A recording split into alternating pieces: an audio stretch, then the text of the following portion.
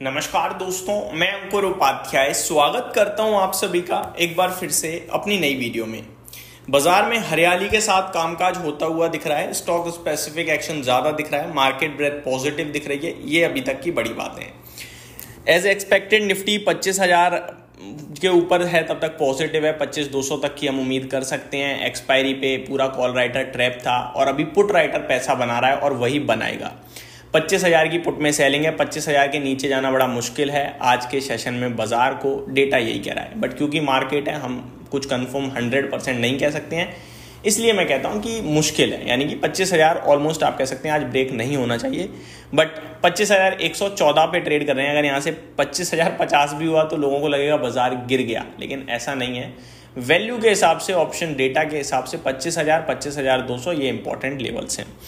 इस बीच में mid cap index बिल्कुल फ्लैट कामकाज कर रहा है। बैंक निफ्टी भी बिल्कुल फ्लैट टू पॉजिटिव ही दिख रहा है। स्मॉल कैप में 0.4% की तेजी है, तो ज़्यादा कुछ खास हो नहीं रहा है। अगर आप मार्केट में देखें तो न्यूट्रल साइड पे स्टॉक स्पेसिफिक एक्शन ज़्यादा दिख रहा है।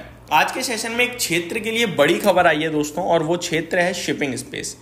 शिपिंग स्पेस के लिए बहुत बड़ी अपडेट खबर आते हुए दिख रही है, मैं आपके साथ शेयर करूंगा। और इसी के चलते शिपिंग स्टॉक्स भी आपके लिए तेजी में दिख रहे हैं। लेकिन दोस्तों, शिपिंग स्टॉक्स या डिफेंस स्टॉक्स ना तेजी में आ तो जाते हैं खबरों के दम पर, बट वो तेजी टिकती नहीं है, सस्टेनेबल तेजी नहीं होती है। स्पेशली डिफेंस में, जैसे कि आपका HAL, BEL या BDL।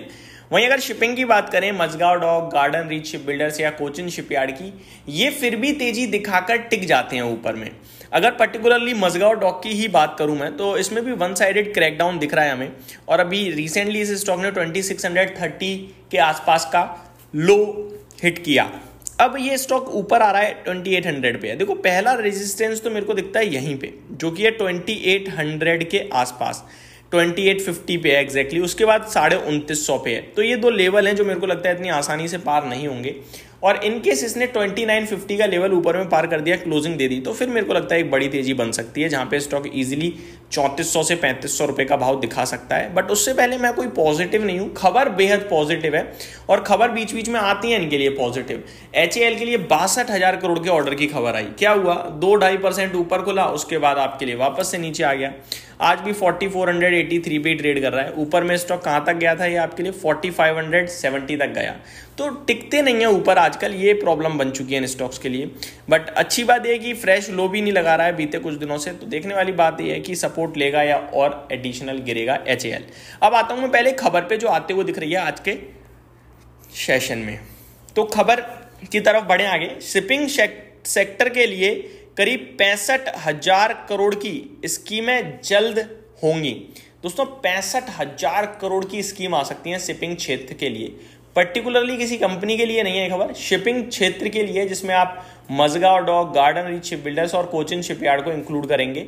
इन्हें फायदा हो सकता है इन 3 स्कीम से। कौन सी 3 स्कीम है वो बताता हूं।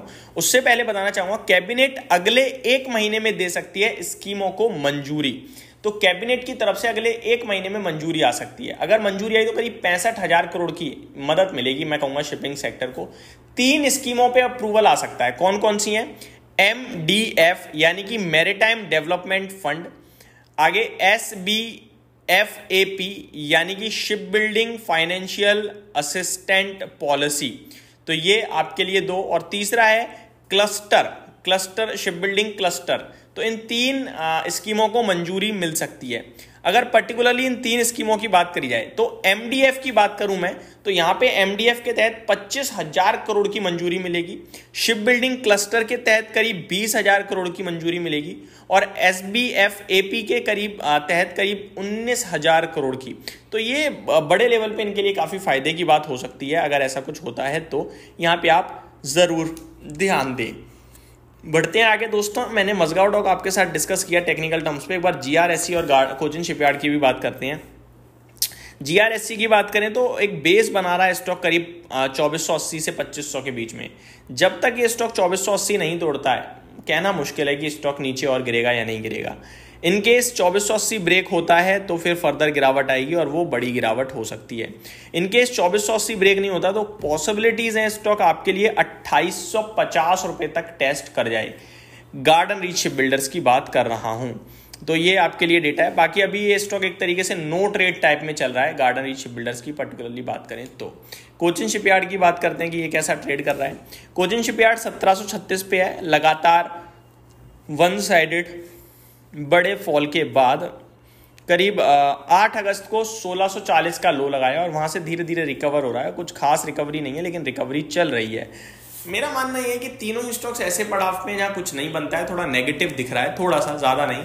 बट शिपिंग और डिफेंस में आप नेगेटिव हो नहीं सकते क्योंकि ये कभी भी चल सकते हैं और बहुत तेज चल सकते हैं क्योंकि इनके पास काम की कमी नहीं है। अभी क्या है, डिमांड थोड़ी सी, बाइंग की डिमांड कम हो गई है और ऑलरेडी निवेशक इन स्टॉक्स में निवेशित हैं हायर प्राइसेस से, तो वो थोड़ा ट्रैप टाइप महसूस करते हैं। बाकी एक कंपनियां बहुत ही कमाल की हैं, बहुत कमाल का काम है इनके पास और आउटलुक भी बहुत स्ट्रॉन्ग है।